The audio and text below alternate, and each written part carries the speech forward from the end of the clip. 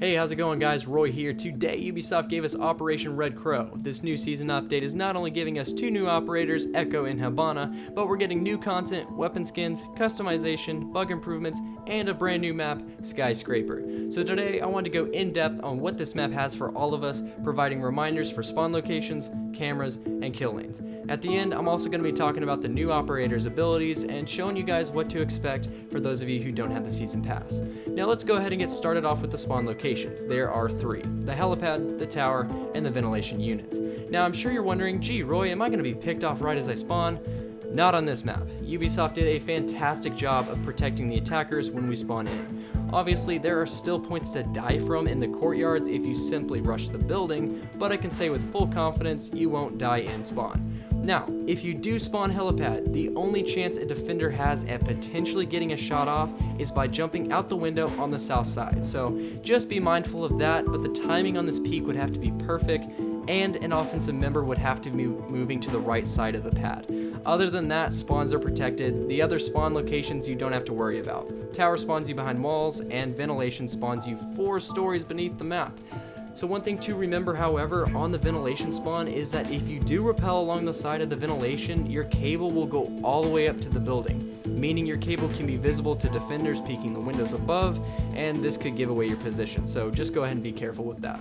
Moving on to the reminders about the cameras, Skyscraper has 7, 3 outside, 1 protecting each spawn, and 4 inside, 2 of which can be seen from the same location on the first floor in-house lobby. The third is on the second floor main stairs, and the final is on the first floor of the restaurant. So there's only 1 camera on the second floor. I believe Echo's drone is going to be super important to fill that vacancy since there is a lot that's going to be happening on the second floor.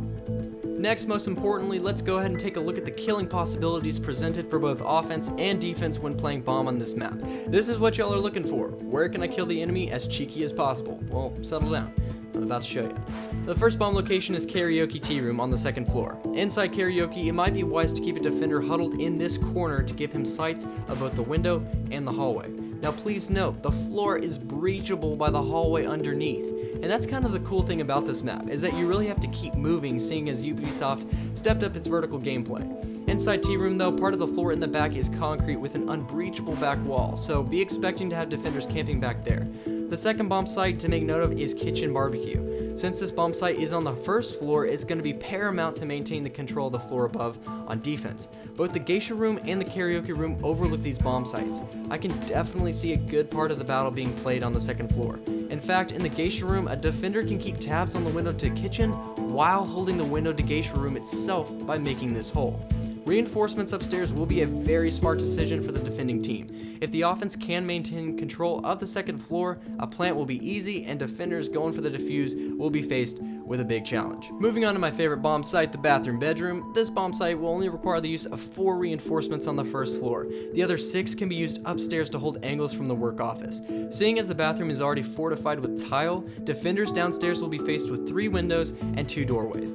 Possibly having 2 defenders upstairs in work office could lead to nearly impossible plants on the attacking team. Ghost and I found it very hard to find a safe place to plant on these bomb sites. In fact, the only spot with a good amount of cover was directly under the bomb, but even that was accessible with a headshot from the work office. So hold the work office and this bomb site should be easy for you. Wherever you are set up, check the floor above and check the floor below. You're not going to be facing enemies on your floor the whole time. This map presents so many opportunities to dome someone from below or dome someone from above. Now that you've seen some of the kill lanes and places to hold on bomb, let's go ahead and take a look at the new operator's abilities. Echo's up first. Upon reaching the ceiling, Echo's drone can be used to stun enemies with its ultrasound burst. This disorientation will worsen if the attacker decides to move around. Now we tested out the visibility of the attacker when stunned by having Ghost peer through a kill hole. I couldn't see him. Having Echo tag team with other defenders, letting them know when an enemy is stunned is going to be critical. Now please remember defenders, hearing that an enemy is stunned is no reason to simply sprint in the room for a kill. The attacker's visibility is impaired, not their gun movement. They can still hose you if you present your entire body. Instead, peek the room. With the visible impairment, it is very hard to notice when a head is peeking a corner. I'm super stoked about Echo's drone. The cloaking device gives it such an amazing potential for a well-placed camera. So use it wisely, stun your enemies, and win the defense. Moving on to Hibana's gadget, we see that she has 3 shots with her thermal device. These rounds are only big enough to open up a sight lane, but if you do use 2 right on top of each other, you're going to be able to run through the hole that you made. This is going to be such a dynamic change with 2 operators able to go through reinforced walls. No more giving up after losing thermite to a spawn peak.